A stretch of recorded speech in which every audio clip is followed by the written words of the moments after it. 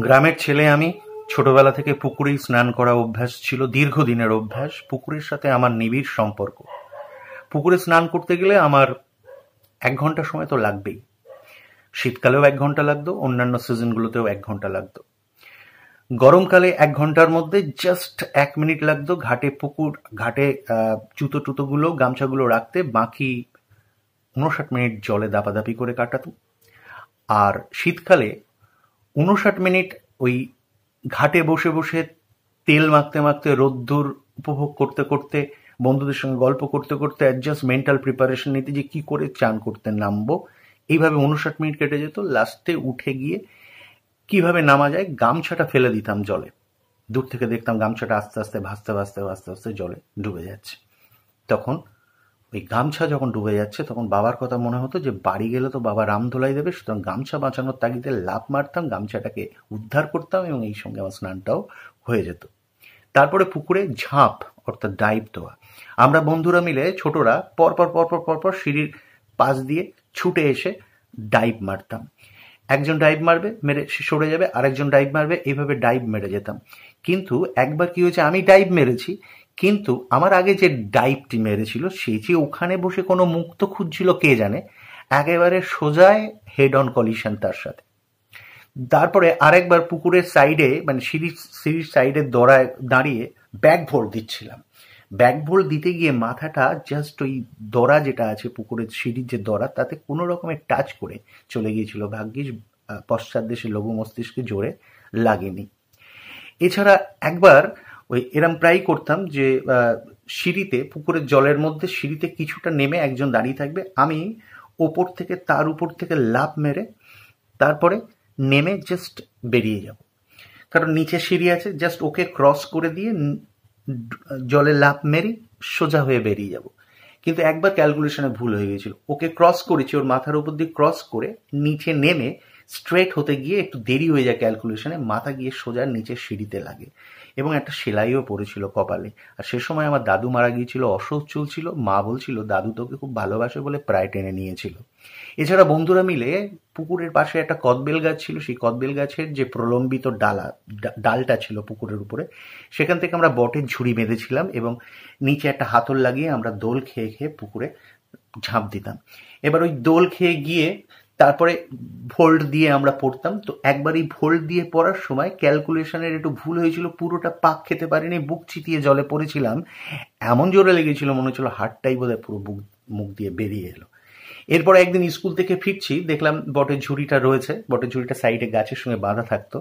তো আমি ভাবলাম কেউ নেই, আমি দোল খাবো একা একা, কারণ অন্য সময় বড্ড কম্পিটিশন থাকে। তো দোল খাচ্ছি, স্কুল ইউনিফর্ম পরা। কিন্তু একবার দোল খেয়ে ফিরে আসতে গিয়ে আমি আর পাটা স্লিপ করে গিয়েছে। যথারীতি স্লিপ করে গেলে দ্বিতীয়বারে যখন এলো দোলের যে দোলটা, সেটা একটু কমে এলো, ফলে আমি আর ডাঙা পর্যন্ত পৌঁছতে পারলাম না।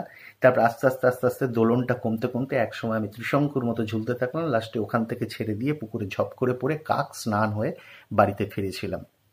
এটা গেল তো ঝাপের কাহিনী।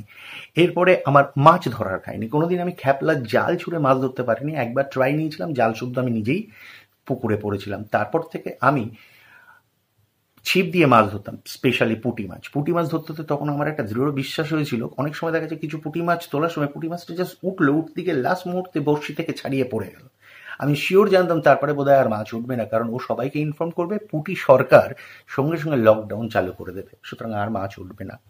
তাছাড়া বর্ষার সময় যখন মন দিয়ে জল নামতো পুকুরে, একটা নালা দিয়ে যখন জল নামতো, সেই বর্ষার জলকে সেলিব্রেট করার জন্য পুঁটি মাছ, মৌরলা মাছরা তারা আনন্দে লাফালাফি করতো।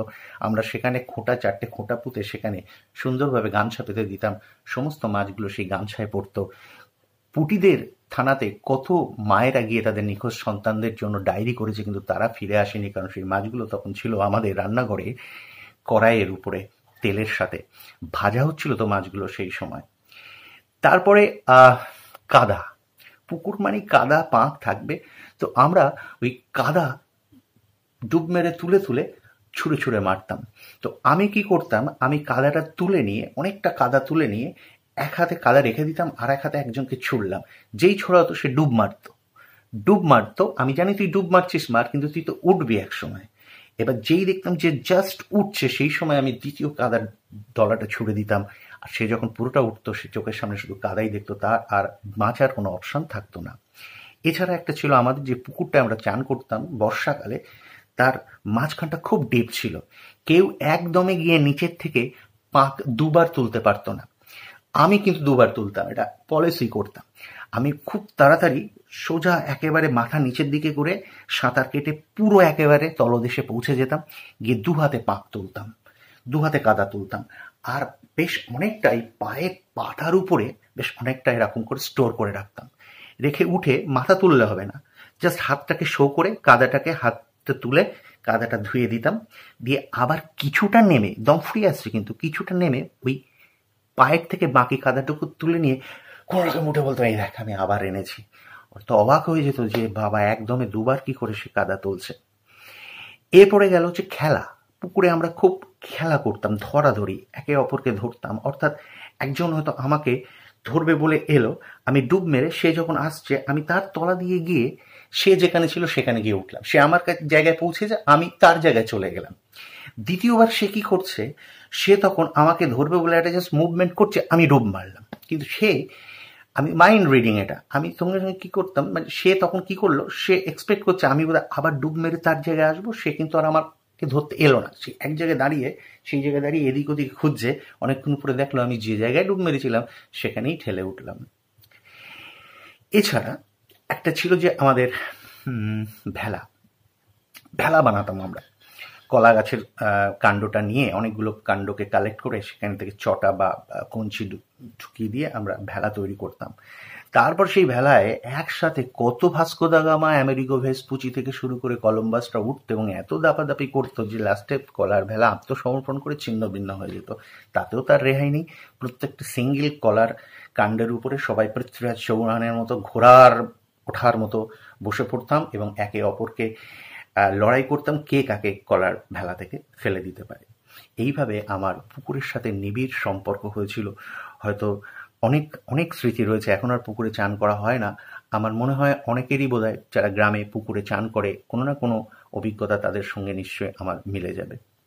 ওকে, বাই।